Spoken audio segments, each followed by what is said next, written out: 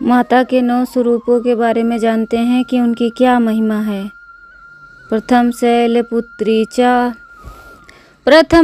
शैलपुत्री च द्वितीयं ब्रह्मचारिणी तृतीयं चंद्रघंटेति कृष्मांडेति चतुर्थकं पंचम स्कंदमातेति षष्ठं कात्यायनीति च सप्तम कालरात्रीति महागौरीति चाष्टम नवम सिद्धदात्री च नवदुर्गा प्रकीर्तितः उक्तान्योक्तानि नामानि ब्रह्मणेव महात्मना। नवरात्रि उत्सव के दौरान देवी दुर्गा के 9 विभिन्न रूपों का सम्मान किया जाता है एवं उन्हें पूजा जाता है, जिसे नव दुर्गा के नाम से भी जाना जाता है।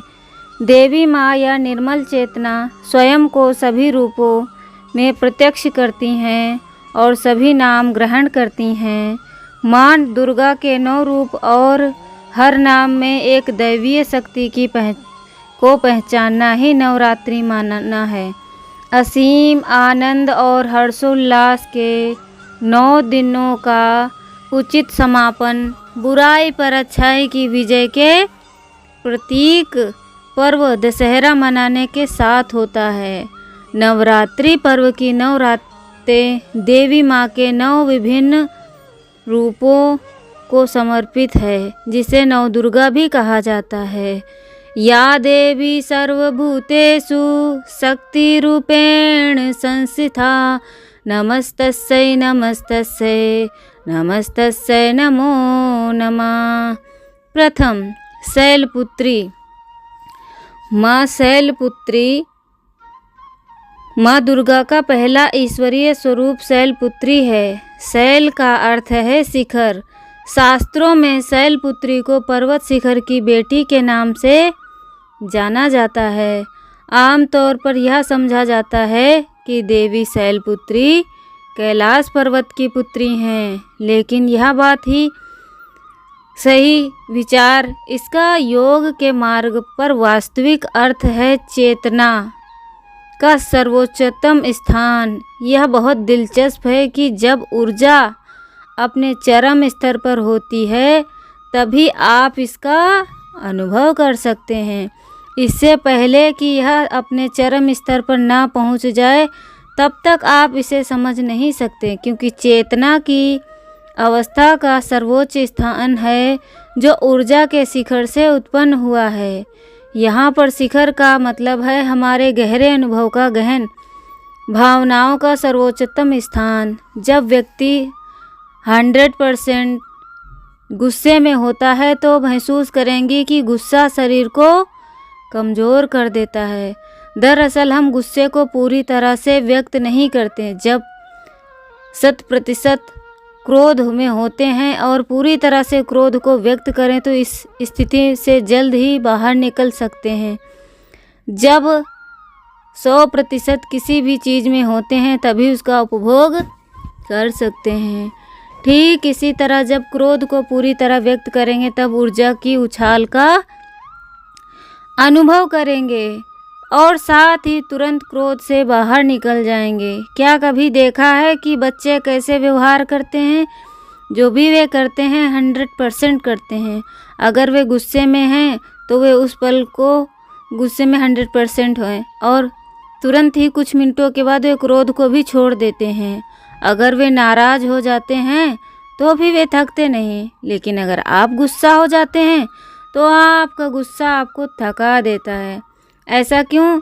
ऐसा इसलिए क्योंकि आप अपना क्रोध 100% व्यक्त नहीं करते।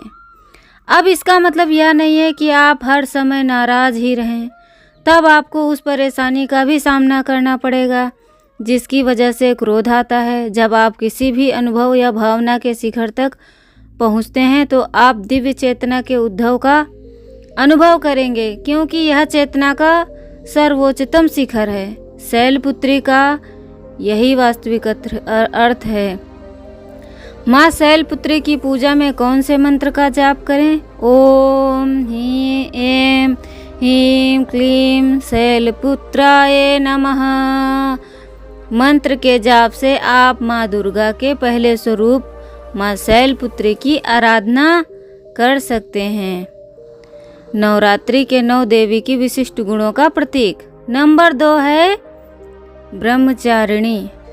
माँ दुर्गा के दूसरे रूप का नाम है माँ ब्रह्मचारिणी। यहाँ ब्रह्मा का अर्थ है यह जिसका कोई आदि या अंत ना हो। अब माता का जो दूसरा स्वरूप है वो है ब्रह्मचारिणी। तो आइए अब हम ब्रह्मचारिणी के बारे में जानेंगे। ब्रह्मचारिणी या ब्रह्मा का अर्थ है वह जिसका कोई आदि या अंत ना हो, वह जो सर्वव्याप्त सर्वश्रेष्ठ है और जिसके परे कुछ भी नहीं। जब आप आंखें बंद करके ध्यान मग्न होते हैं तब अनुभव करेंगे कि ऊर्जा अपनी चरम सीमा या शिखर पर पहुंच जाती है। तब वह देवी माँ के साथ एक हो गई और उसी में ही लिप्त हो गई। दिव्यता ईश्वर आपके भीतर ही है, कहीं बाहर नहीं। आप यह नहीं कह सकते कि मैं इसे नहीं जानता हूँ, क्योंकि यह असीम है।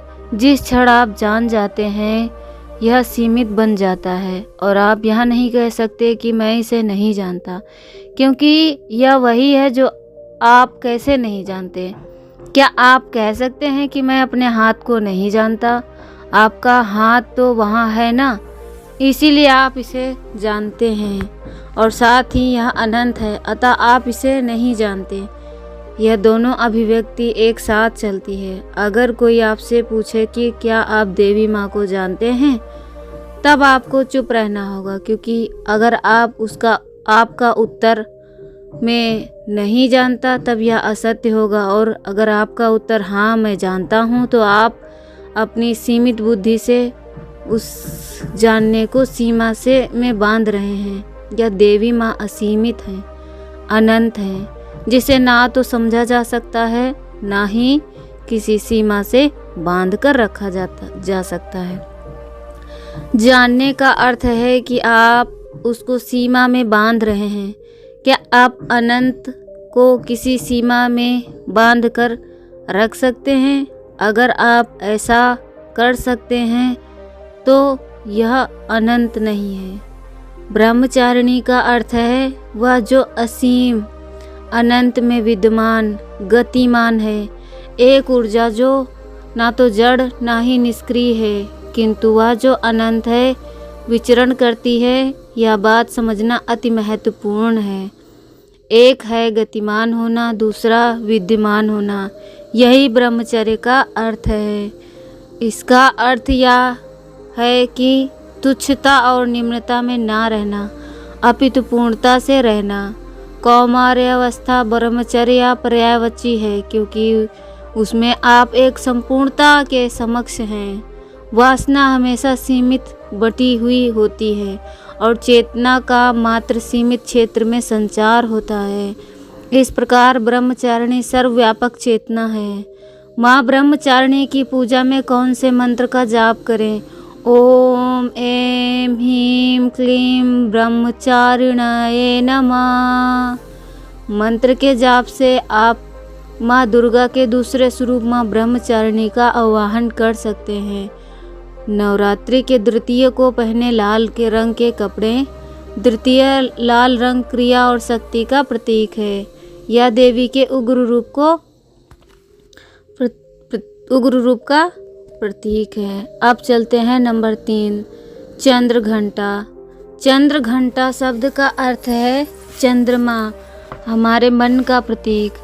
मन का अपना ही उतार चढ़ाव लगा रहता है। प्रायः हम अपने मन से ही उलझे रहते हैं। सभी नकारात्मक विचार हमारे मन में आते हैं। ईर्ष्या आती है, घृणा आती है, और आप अपने उनसे छुटकारा पाने के लिए और अपने मन को स्वच्छ करने के लिए संघर्ष करते हैं। इससे कुछ नहीं होने वाला। आप अपने मन से छुटकारा नहीं पा सकते। आप कहीं भी भाग जाएं, चाहे हिमालय पर ही क्यों ना भाग जाएं, आपका मन आपके साथ ही भागेगा। यह आपकी छाया समान है।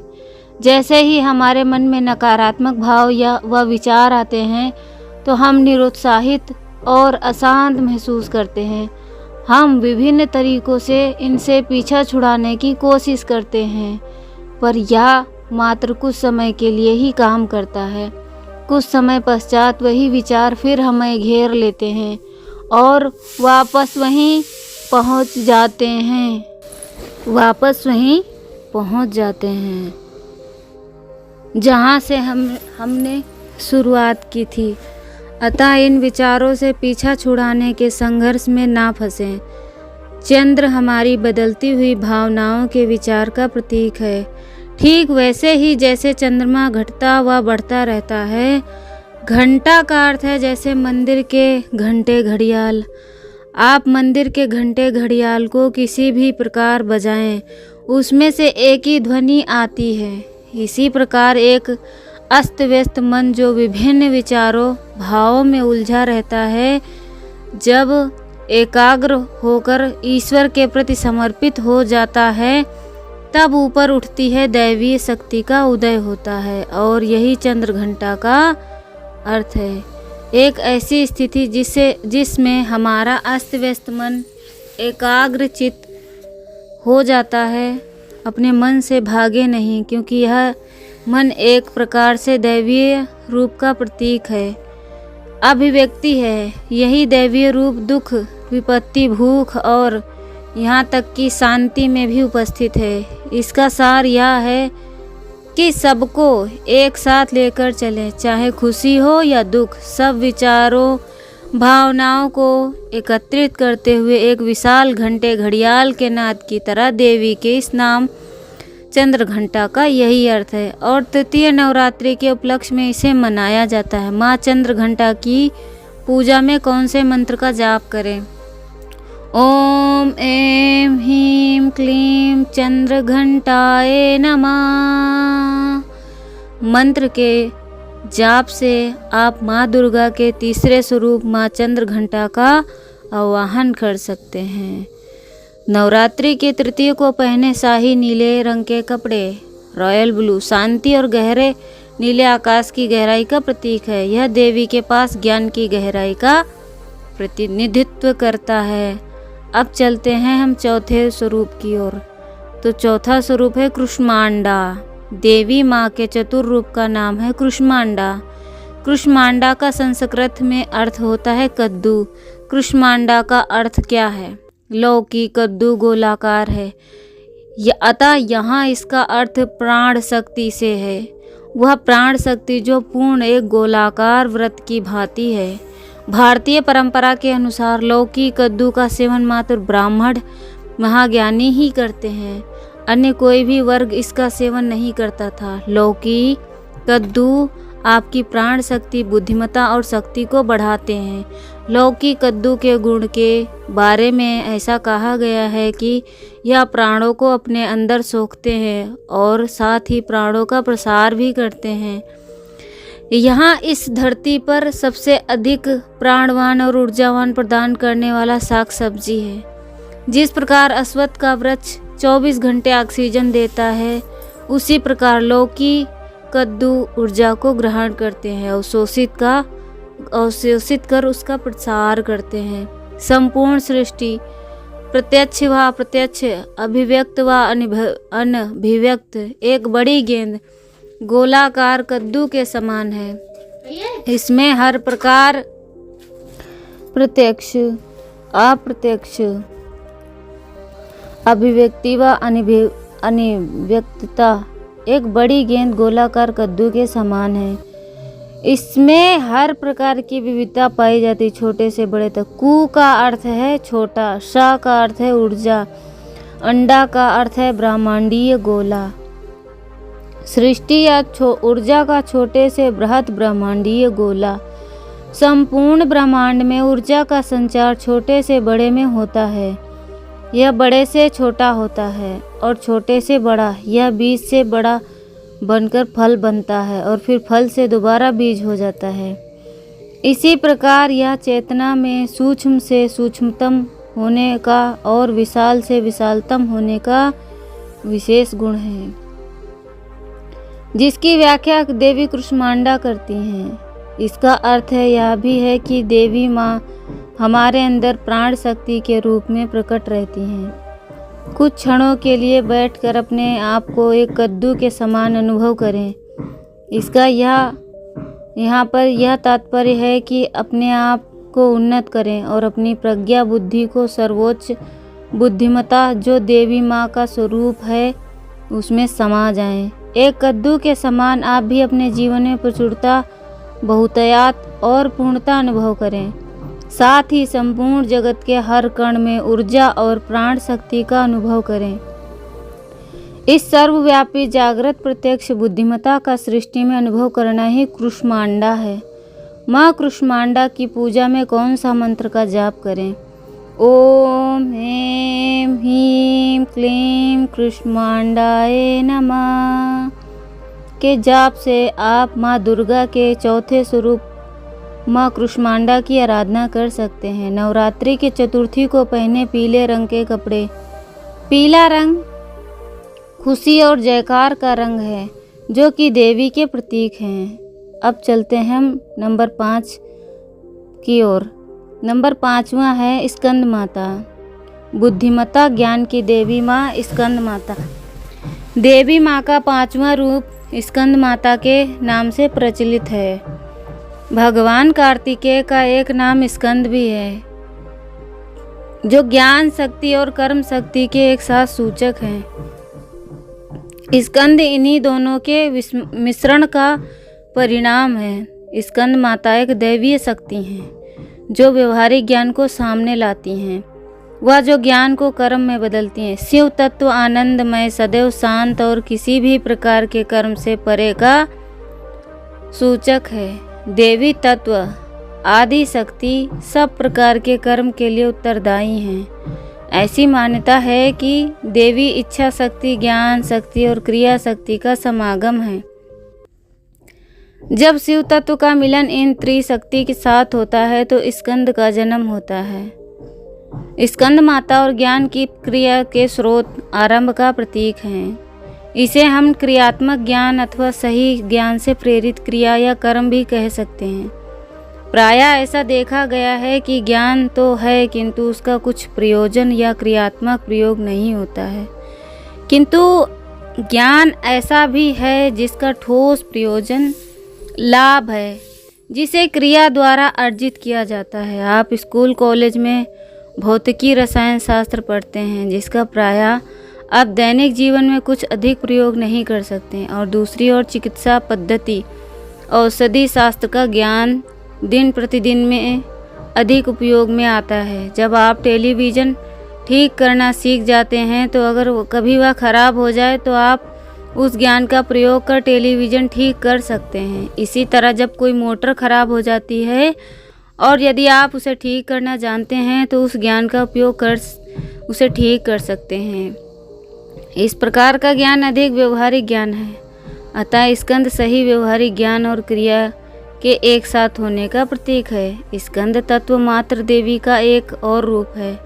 हम अक्सर देखते हैं कि ब्रह्म सर्वत्र सर्वव्यापी है, किंतु जब आपके सामने कोई चुनौती या मुश्किल स्थिति आती है तब क्या आप करते हैं? तब आप किस प्रकार कौन सा ज्ञान लागू करेंगे या प्रयोग में लाएंगे? समस्या या मुश्किल स्थिति में आपको क्रियात्मक होना पड़ेगा।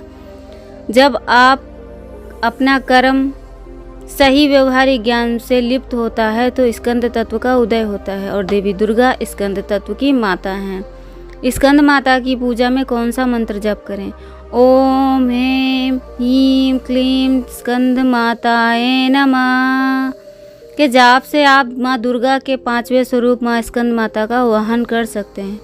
नवरात्रि की पंचमी को पहने हरे रंग के कपड़े। हरा रंग हर क्षेत्र में सफलता के लिए आवश्यक वृद्धि और उर्वरता का प्रतीक है। अब चलते हैं हम छठे नंबर की ओर। छठा है कात्यायनी माता। कात्यायनी माता देवी माँ का छठा रूप है। देवी कात्यायनी है। हमारे सामने जो भी कुछ घटित होता है, जिसे हम प्रपंच का नाम देते हैं, जरूरी नहीं कि वह सब हमें दिखाई दे। वह जो अदृश्य है, जिसे हमारी इंद्रियां अनुभव नहीं कर सकती, वह हमारी कल्पना से बहुत परे और विशाल है। सूक्ष्म जगत को अदृश्य अव्यक्त है। आपकी उसकी सत्ता माँ कात्यायनी चलाती हैं। वह अपने इस स्वरूप में उन सब की सूचक हैं जो अदृश्य या समझ से के परे हैं। माँ कात्यायनी दिव्यता के अति गुप्त रहस्यों की प्रतीक है। क्रोध किस प्रकार से सकारात्मक बल का प्रतीक है और कब यह नकारात्मक आसुरी शक्ति का प्रतीक बन जाता है। इन दोनों में से तो बहुत गहरा भेद है। आइए तो अब हम चलते हैं छठे स्वरूप की ओर। देवी माँ का छठा रूप का नाम है कात्यायनी। हमारे सामने जो कुछ भी घटित होता है, जिसे हम प्रपंच का नाम देते हैं, जरूरी नहीं कि वह सब हमें दिखाई दे। वह जो अदृश्य है, जिसे हमारी इंद्रियां अनुभव नहीं कर सकती, वह हमारी कल्पना से बहुत परे है और विशाल है। सूक्ष्म जगत जो अदृश्य अव्यक्त है, उसकी सत्ता माँ कात्यायनी चलाती हैं। वह अपने इस स्वरूप में उन सब की सूचक हैं जो अदृश्य या समझ के परे है। माँ कात्यायनी दिव्यता के अति गुप्त रहस्यों की प्रतीक हैं। क्रोध किस प्रकार से सकारात्मक बल का प्रतीक है और कब यह नकारात्मक आसुरी शक्ति का प्रतीक बन जाता है। इन दोनों में तो बहुत गहरा भेद है। आप केवल ऐसा मत सोचिए कि क्रोध मात्र एक नकारात्मक गुण शक्ति है। क्रोध का अपना महत्व, एक अपना स्थान है। सकारात्मकता के साथ किया हुआ क्रोध बुद्धिमत्ता से जुड़ा होता है और वही नकारात्मकता से लिप्त क्रोध भावनाओं और स्वार्थ से भरा होता है। सकारात्मक क्रोध एक प्रौढ़ बुद्धि से उत्पन्न होता है। क्रोध अगर अज्ञान व अन्याय के प्रति है तो वह उचित है। अधिकतर जो कोई भी क्रोधित होता है वह सोचता है कि उसका क्रोध किसी अन्याय के प्रति है अथवा उचित है, किंतु अगर आप गहराई में सूक्ष्मता से देखेंगे तो अनुभव करेंगे कि ऐसी वास्तव में नहीं है। इन परिस्थितियों से क्रोध एक बंधन बन जाता है। अतः सकारात्मक क्रोध जो अज्ञान अन्याय के प्रति है, वह कात्यायनी का प्रतीक है। आपने बहुत सारी प्राकृतिक आपदाओं के बारे में सुना होगा। कुछ लोग इसे प्रकृति का प्रकोप भी कहते हैं। उदाहरणतः बहुत से स्थानों पर बड़े बड़े भूकंप आ जाते हैं। ये तीव्र बाढ़ का सामना करना पड़ता है। यह सब घटनाएं देवी कात्यायनी से संबंधित हैं। सभी प्राकृतिक विपदाओं का संबंध माँ के दिव्य कात्यायनी रूप से है। वह क्रोध के उस रूप का प्रतीक है जो सृष्टि में सृजनता, सत्य और धर्म की स्थापना करती हैं। माँ का दिव्य कात्यायनी रूप अव्यक्त के सूक्ष्म जगत में नकारात्मकता का विनाश कर धर्म की स्थापना करता है। ऐसा कहा जाता है कि ज्ञानी का क्रोध भी हितकर और उपयोगी होता है, जबकि अज्ञानी का प्रेम भी हानिप्रद हो सकता है। इस प्रकार माँ कात्यायनी क्रोध का वह रूप है जो सब प्रकार की नकारात्मकता को समाप्त कर सकारात्मक ऊर्जा का संचार करता है। माँ कात्यायनी की पूजा में कौन से मंत्र का जाप करें? ओम ऐं ह्रीं क्लीं कात्यायनाय नमः के जप से आप माँ दुर्गा के छठे स्वरूप का कात्यायनी का आवाहन कर सकते हैं। नवरात्रि की छठी को पहने स्लेटी रंग के कपड़े। ग्रे रंग संतुलन का प्रतिनिधित्व करता है। तो आइए अब हम चलते हैं सातवां कालरात्रि। देवी माँ का सप्तम रूप का नाम है कालरात्रि। यह माँ का अति भयावह व उग्र रूप है। संपूर्ण सृष्टि में इस रूप से अधिक भयावह और कोई दूसरा नहीं है, किंतु तब भी यह रूप मातृत्व को समर्पित है। देवी माँ का यह रूप ज्ञान और वैराग्य प्रदान करता है। माँ कालरात्रि की पूजा में कौन से मंत्र का जाप करें? ओम ऐं ह्रीं क्लीं कालरात्राय नमः। जब से आप माँ दुर्गा के 7वें स्वरूप माँ कालरात्रि की पूजा कर सकते हैं। नवरात्रि की सप्तमी को पहने नारंगी रंग के कपड़े। सप्तमी संतरा रंग प्रकाश और ऊर्जा का प्रतीक है। तो हम चलते हैं महागौरी 8वें स्वरूप की ओर। देवी माँ का 8वां स्वरूप है महागौरी। सौंदर्य का प्रतीक माँ महागौरी। महागौरी का अर्थ है वह रूप जो सौंदर्य से भरपूर है, प्रकाशमान है, पूर्ण रूप से सौंदर्य में डूबा हुआ है। प्रकृति के 2 छोर हैं, एक माँ कालरात्रि तो अति भयावह प्रलय के समान है और दूसरा माँ महागौरी जो अति सौंदर्यवान, द्विदीप्यमान, शांत है, पूर्णता करुणामयी, सबको आशीर्वाद देती हुई। यह वह रूप है जो सब मनोकामनाओं को पूरा करता है। यह भौतिक नहीं बल्कि लोक से परे अलौकिक रूप है, सूक्ष्म से सूक्ष्म रूप है। इसकी अनुभूति के लिए पहला कदम ध्यान में बैठाना है। ध्यान में आप ब्रह्मांड को अनुभव करते हैं। इसीलिए बुद्ध ने कहा कि आप बस देवियों के विषय में बात ही करते हैं। जरा बैठिए और ध्यान करिए, ईश्वर के विषय में ना सोचिए, शून्यता में जाइए अपने भीतर। एक बार आप वहाँ पहुँच गए तो अगला कदम वहाँ है जहाँ आपको विभिन्न मंत्र, विभिन्न शक्तियाँ दिखाई देंगी। वह सभी जागृत होंगी। बौद्ध मत में भी वे इन सभी देवियों का पूजन करते हैं। इसलिए यदि आप ध्यान कर रहे हैं तो सभी यज्ञ, सभी पूजन अधिक प्रभावी हो जाएंगे। नहीं तो उनका इतना प्रभाव नहीं होगा। यह ऐसे ही है जैसे कि आप नल को तो खोलते हैं परंतु गिलास कहीं और रखते हैं, नल के नीचे नहीं।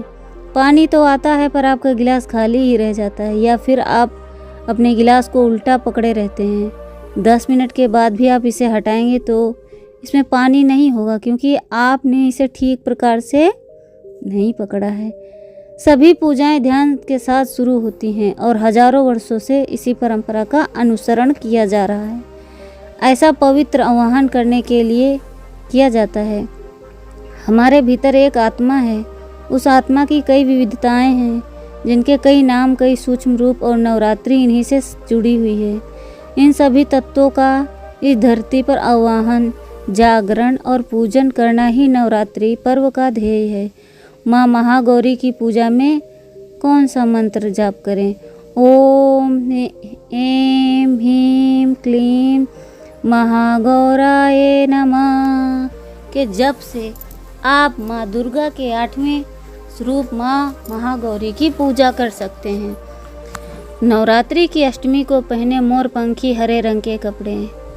अष्टमी मोरपंखी हरा विशिष्टता व व्यक्तिता का प्रतिनिधित्व करता है। तो हम चलते हैं 9वें स्वरूप की ओर। 9वां स्वरूप माँ सिद्धिदात्री। देवी के 9वें रूप में सिद्धिदात्री कहा जाता है। देवी महागौरी आपको भौतिक जगत के में प्रकृति के लिए आशीर्वाद और मनोकामना पूर्ण करती हैं, ताकि वह आप संतुष्ट होकर अपने जीवन पथ पर आगे बढ़ें। माँ सिद्धिदात्री आपको जीवन में अद्भुत सिद्धि क्षमता प्रदान करती हैं, ताकि आप सब कुछ पूर्णता के साथ कर सकें। सिद्धि का क्या अर्थ है? सिद्धि संपूर्णता का अर्थ है विचार आने से पूर्व ही काम का हो जाना, आपके विचार मात्र से ही बिना किसी कार्य किए आपकी इच्छा का पूर्ण हो जाना, यही सिद्धि है। आपके वचन सत्य हो जाएं और आपकी सबकी भलाई के लिए हो। आप किसी भी कार्य को करें वह संपूर्ण हो जाए, यही सिद्धि है।